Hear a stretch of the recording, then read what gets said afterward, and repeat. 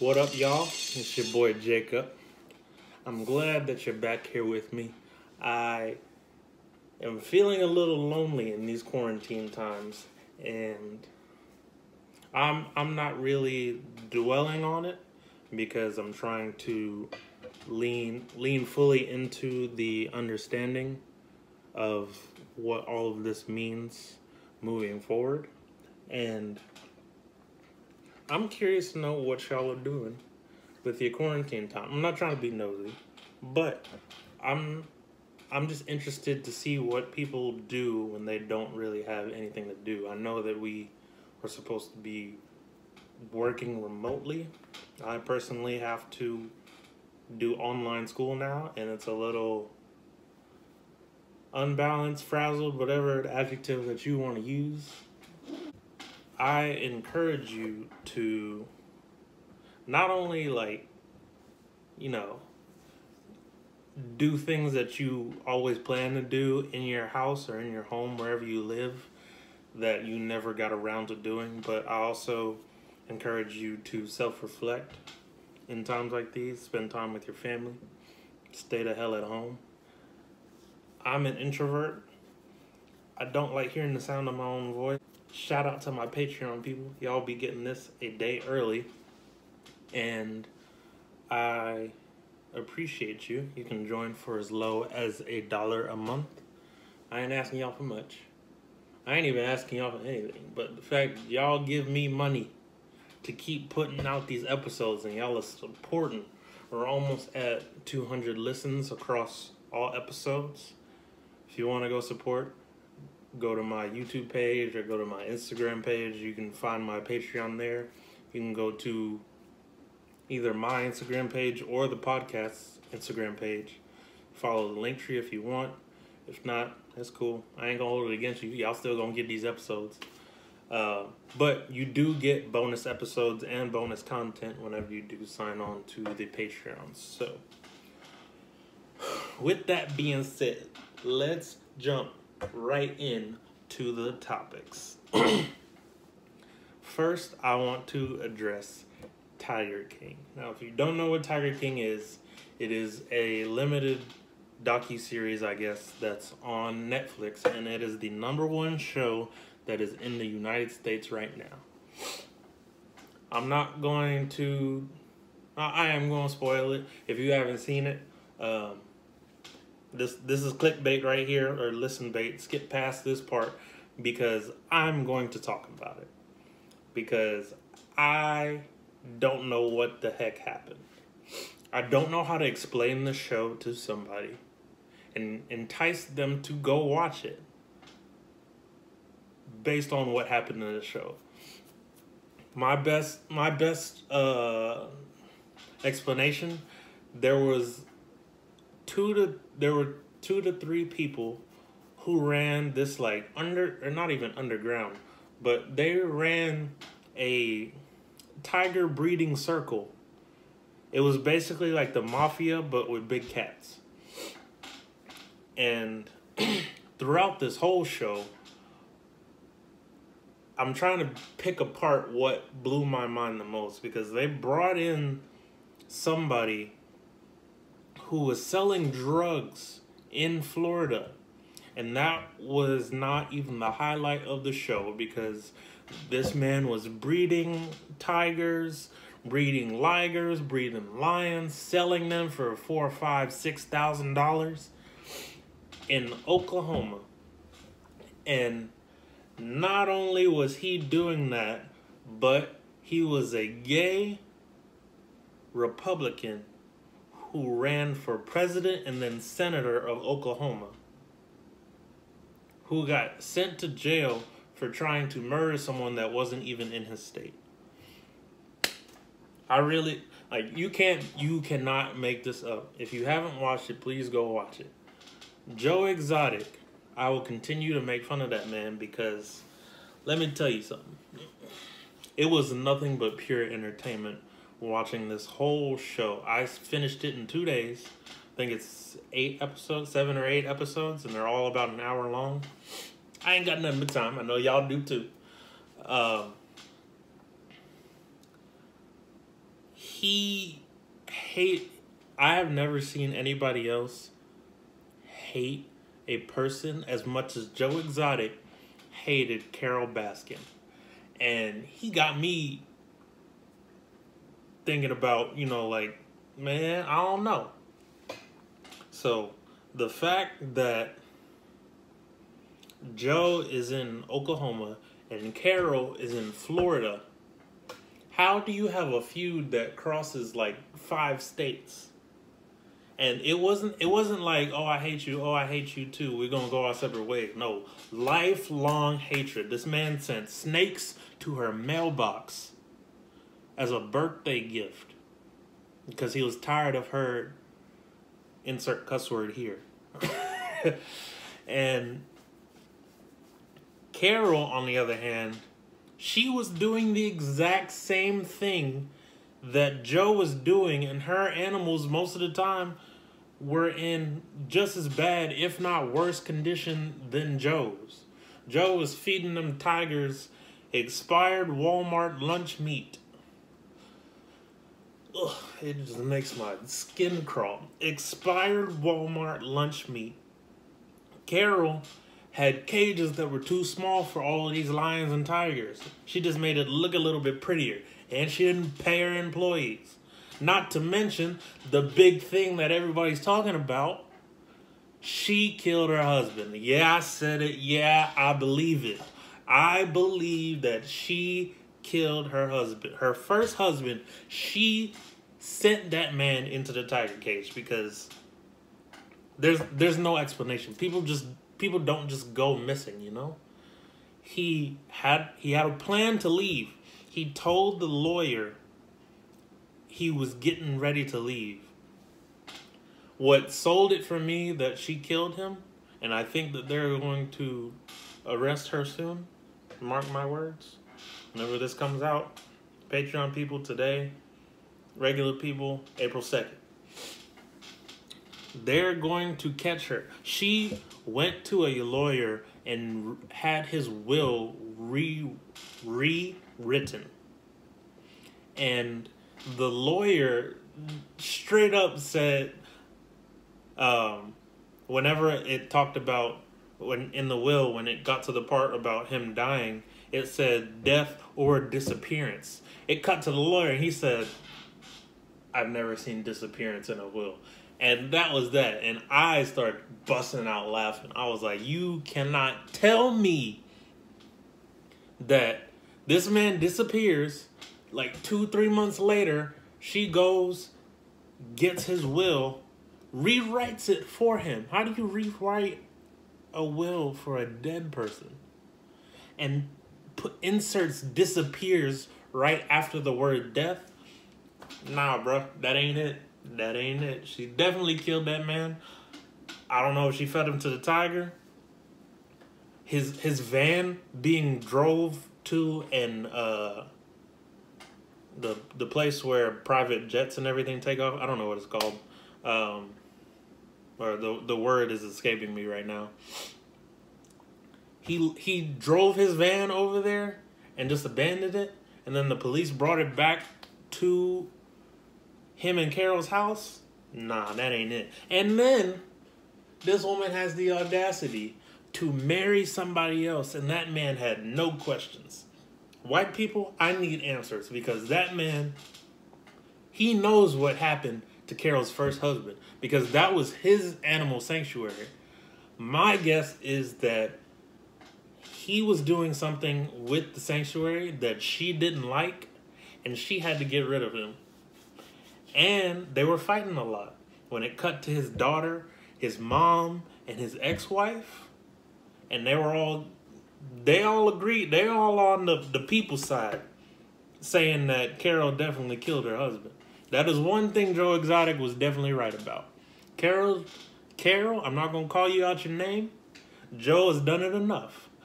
But you did kill your husband, and you going to get what's coming to you, I promise. Also,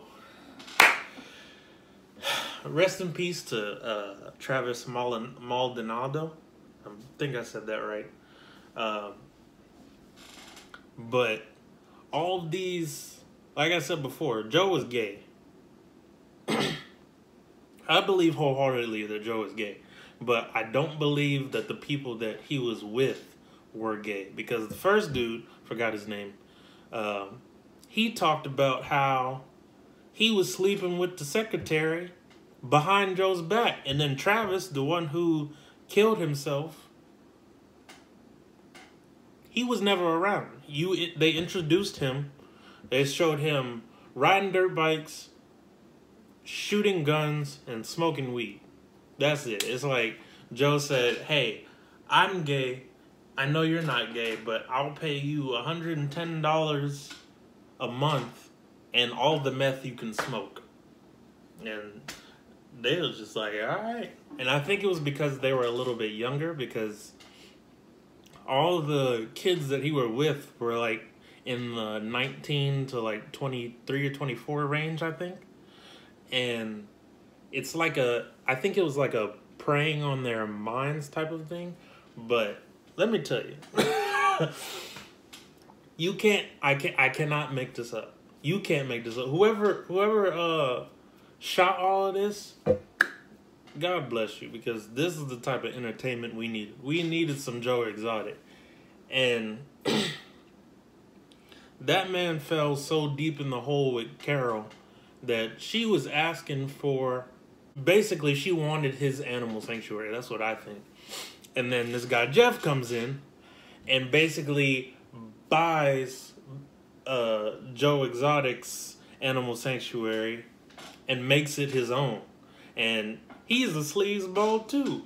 He's a sleazeball who hires sleazeballs, and the whole thing, like, my only memory of him is when he said that he got his wife pregnant, and he was like, "Hey, look, I'm about to have a hot nanny."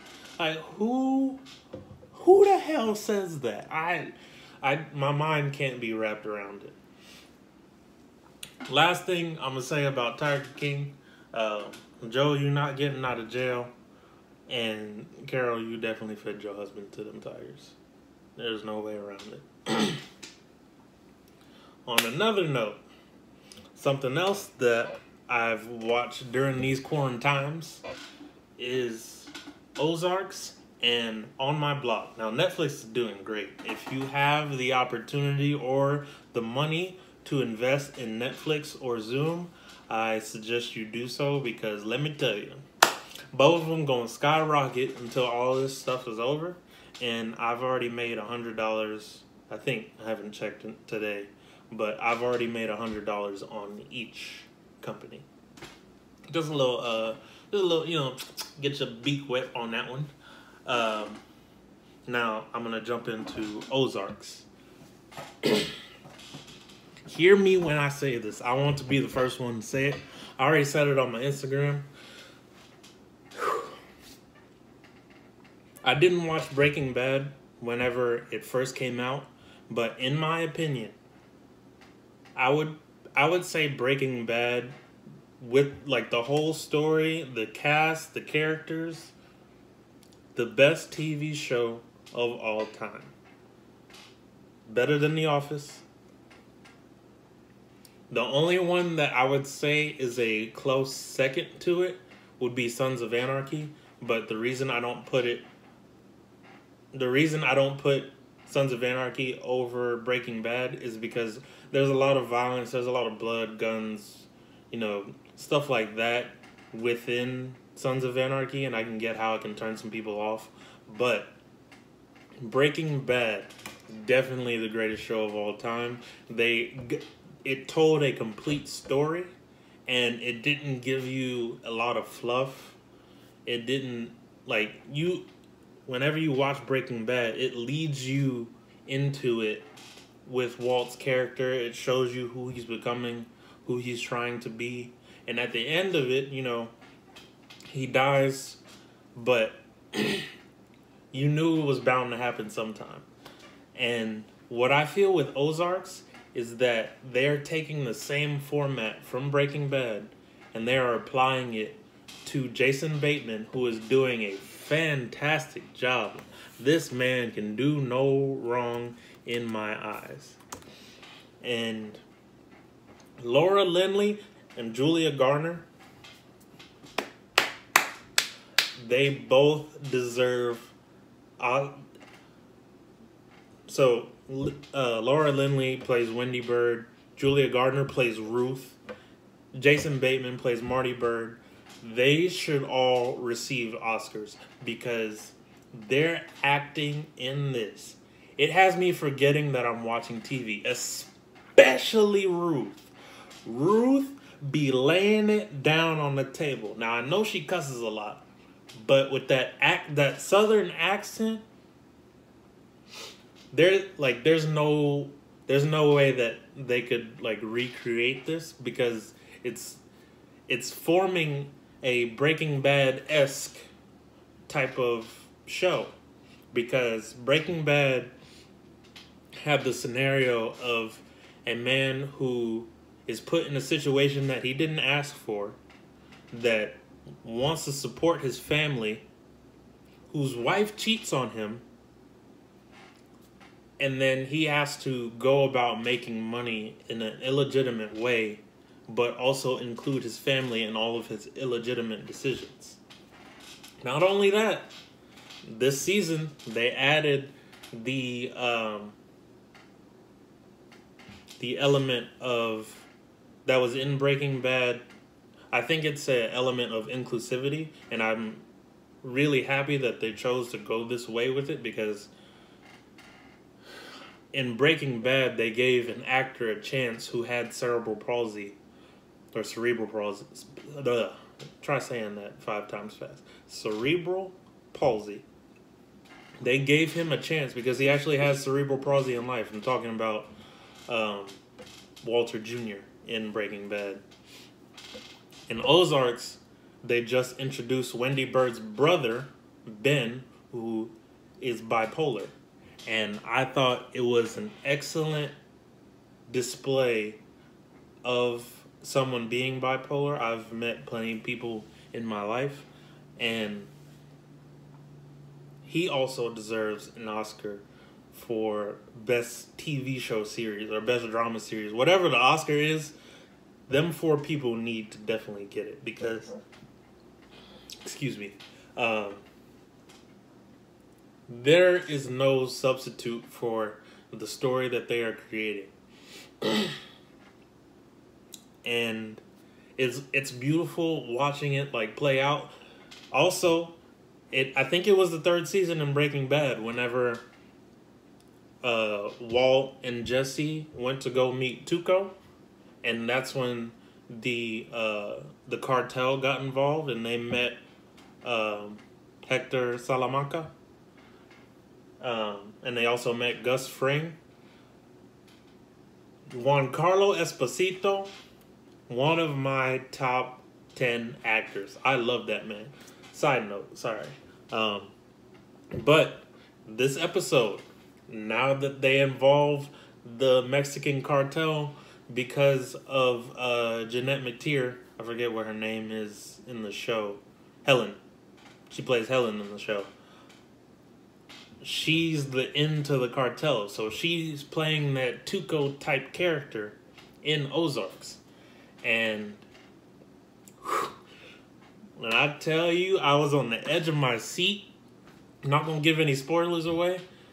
You've already, if you've been keeping up with this, I started watching it back in 2017 whenever it first started, and I might go back and rewatch it again just so I can like recap in my mind everything that happened. But man, Jason Bateman acting his tail off. Laura Linney acting her tail off. Julia Garner acting her tail off. I'm sorry, I got to look who plays Ben. What is his name? Tom Pelphrey. I'm going to tell you the scene that he deserves he deserves some award. I don't care what it is. He deserves some award for it. So there's a scene, I think it's in the second to last episode, and he's in the car looking out the window, talking to the taxi driver while he's on the way to Helen's house. And the the taxi driver was not talking back. So it was a monologue of him going through conversations in his head, dealing with his bipolarism when he just got out of a mental institution. His monologue with himself, talking out why he felt the way he felt, getting emotional, breaking down, like that whole scene right there is giving me goosebumps talking about it. But that whole scene right there gave me goosebumps whenever I originally watched it. And I don't think that they could have cast a better role for that character than Tom Pelphrey. Kudos to you, my good sir. You deserve all of the respect, all of the awards.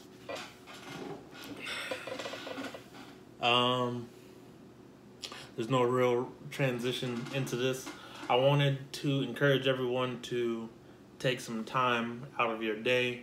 I know you ain't doing nothing, but since the last episode, it is now springtime. It is April now.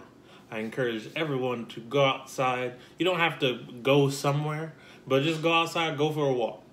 Put some music on, just go for a walk, really sit in your thoughts, and enjoy nature, because it is getting warmer outside. And you don't know how long you have to live on this earth. This episode has already come out, but the day that I'm recording it, it is the it's been 1 year since Nipsey Hussle was gunned down in California. And I think I said this before. I don't know. It hasn't been a year since I started my podcast. This may have just been a conversation between me and my cohorts. But I didn't really listen to Nipsey's music, but I knew who he was. I knew the influence that he had. And I knew what he stood for. And I can get behind all of that. Rest in peace to Nipsey Hussle. The marathon continues. Now, with the last segment, something that's going to continue. It's not a Mount Rushmore. I know y'all excited. Please continue to send them Mount Rushmore topics. I like getting upset at the Mount Rushmore topics. Send them to waveoftheworld19@gmail.com or just inbox me on Instagram. Whatever's easiest for y'all. I don't really care. As long as you send it, I'm going to do it. This is going to be, I'm not calling it difficult decisions. It's gonna be called One Gotta Go. Mexican food, Chinese food, soul food, and Italian food. Now, this is difficult. This is difficult because I'm gonna tell you why it's difficult. I'm gonna tell you the first one that's staying and why it's staying. First of all, it's difficult because I could definitely eat all of these all week if I wanted to. Definitely could. First one that's staying for me is Mexican food. It's for La Raza. La Raza. Mexican food is not going anywhere. I promise you that. Best believe that. Chorizo, pozole, menudo, carne asada, pollo con arroz. Come on, I'm here for all of it. You can literally shove anything that you want into a tortilla and it'll be good, as long as it comes from a true Hispanic. I put Hispanic food under, I shouldn't do that, but I put Hispanic food under the Mexican umbrella. But I know that Hispanic incorporates a huge bubble. So whenever I think of Mexican, like, I'm not really thinking of Colombian. I'm not thinking of El Salvador. I'm not thinking of Portugal. I'm not thinking of Spain. Which I should be, because their food is fantastic. I don't think I will ever have a bad time whenever I'm around the Latinos, the Latinas, and the Latinxes, because y'all know how to have a good time, and y'all know how to cook, and y'all know how to drink. That's why check, it ain't going nowhere. Now, number 2, it's going to be Italian. Because Italians, I can say almost the same thing about Italians that I can about Hispanics. Italians know how to cook. They know how to have a good time. You understand me? And Italians like all of the pasta. If I had to get rid of pasta, I don't know if I would have made it to this point in life. That's all I got to say on that point. Italian food, garlic bread,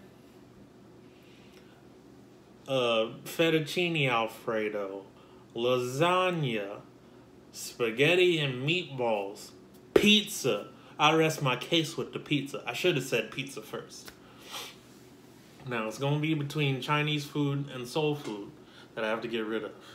And this is not an easy decision. I'm going to say good things on both, and then we're going to wrap this episode up.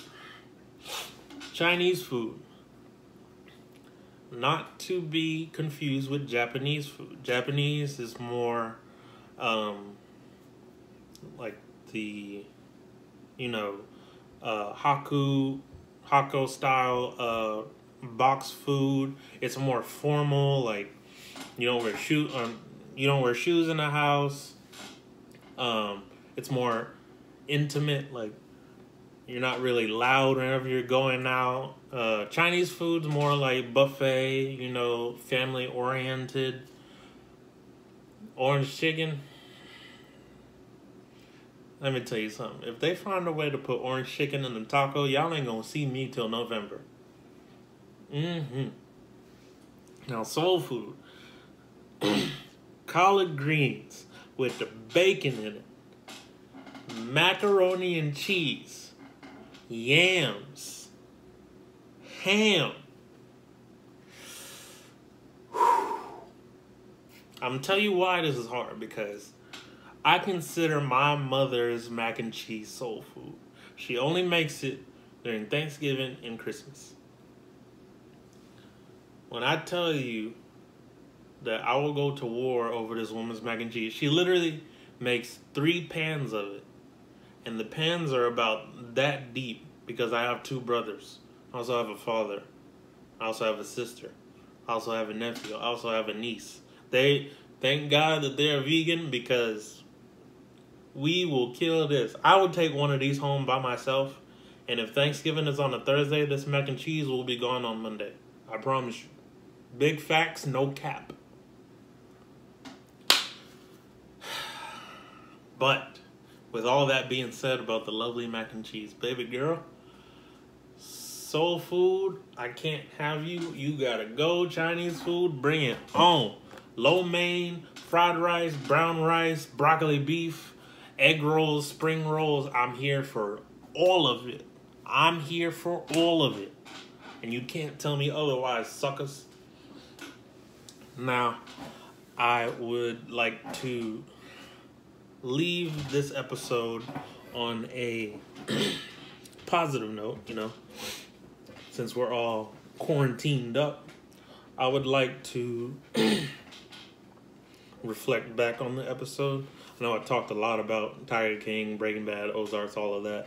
But what I did learn from Tiger King, from Joe Exotic actually, is to be yourself 100%. Be true to yourself no matter what.